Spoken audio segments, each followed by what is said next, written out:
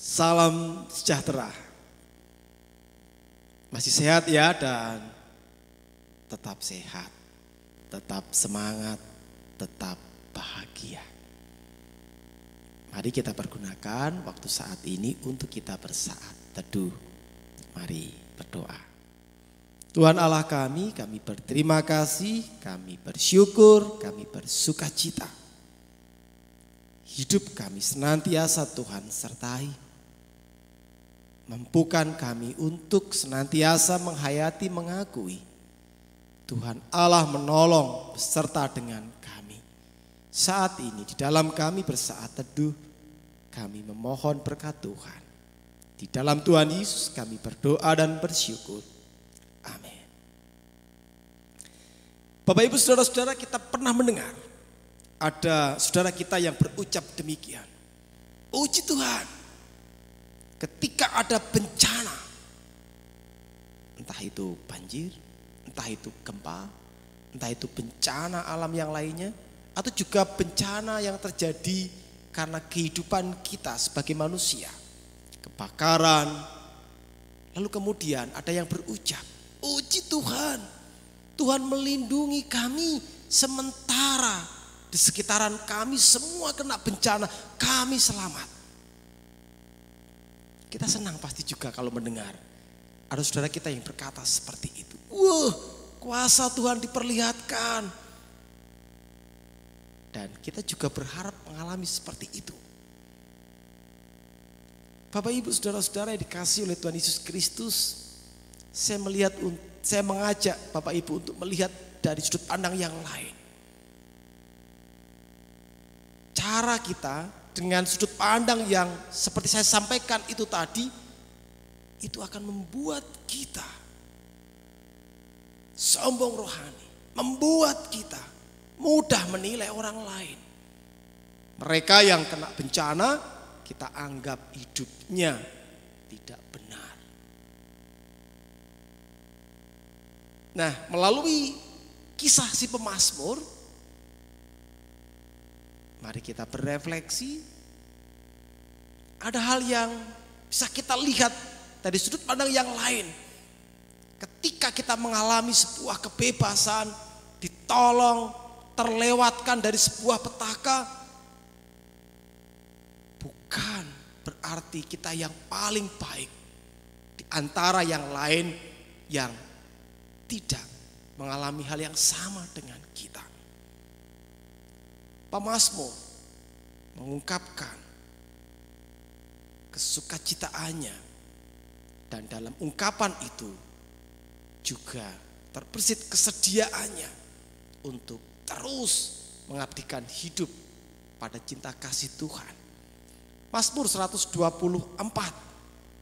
ayat yang ke-6, ke-7 dan ke-8. Terpujilah Tuhan yang tidak menyerahkan kita menjadi mangsa bagi gigi mereka. Jiwa kita terluput seperti burung dari jerat penangkap burung. Jerat itu telah putus dan kita pun terluput. Pertolongan kita adalah dalam nama Tuhan yang menjadikan langit dan bumi. Kita hayati bahwa ungkapan ini bukan ungkapan kesombongan. Ini adalah ungkapan syukur, pengakuan. Ada sebuah penggambaran hidup yang terlepas dari situasi yang tidak mudah, digambarkan seperti burung yang lepas dari jerat penangkap. Artinya berarti bahwa ada kesempatan yang diberikan Tuhan untuk kita melanjutkan menjalani hidup. Tetapi bukan membawa kita dalam sebuah kesombongan. Kalau kita belajar dan melihat si pemazmur, ketika dia mampu lepas dari jerat-jerat musuhnya, entah itu dari Raja Saul atau dari siapapun, apa yang dia lakukan?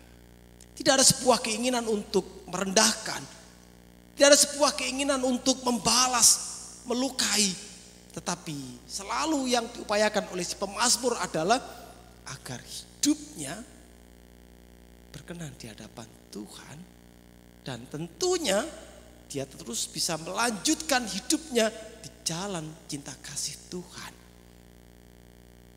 Nah, ini yang diajak si pemazmur.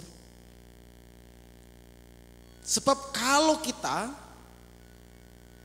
mengedepankan kata seperti yang saya sampaikan di depan tadi, ketika terjadi bencana kita mengatakan hanya kami, hanya orang Kristen yang diberkati, kita kemudian menjadi sombong rohani dan kita melihat orang-orang lain itu tidak benar, dan kita biasanya akan menilai, menghakimi mereka.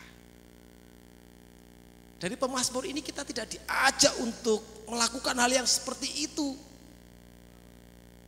Tapi bagaimana kita bisa dan terus mampu menghadirkan cinta kasih Tuhan. Jadi kalau ada bencana seperti saat ini, misalkan pandemi corona, wah, wong Kristen diberkati dewe, lihat tidak pernah ada yang terkena. Bukan begitu caranya, tapi bagaimana kita melihatkan kepedulian di situasi seperti ini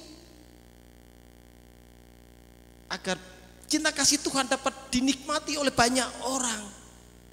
Bukan malah kemudian kita egois, merasa paling diberkati dan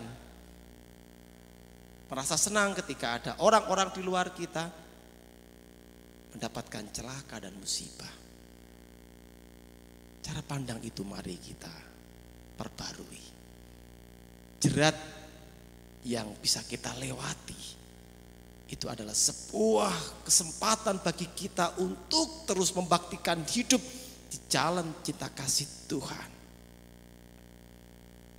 Semakin memiliki kepedulian, semakin mampu berbelas kasihan. Tuhan memberkati kita. Amin. Tuhan Yesus Allah kami, terima kasih penyertaan Tuhan memampukan kami untuk terus kami berjalan di jalan cinta kasih Tuhan. Ketika kami boleh mendapati diri kami setiap pagi bangun dalam keadaan sehat, dan juga menjelang malam ketika kami mau tidur juga masih sehat, adalah sebagai sebuah kesempatan bagi kami untuk terus mengungkapkan syukur dan terus untuk membaktikan hidup berjalan di dalam cinta kasih Tuhan. Kami memohon berkat Tuhan, tuntunan Tuhan, penyertaan Tuhan, agar kami selalu dimampukan berjalan di jalan cinta kasih Tuhan. Terima kasih ya Tuhan Yesus. Dalam kasih Kristus kami berdoa. Amin.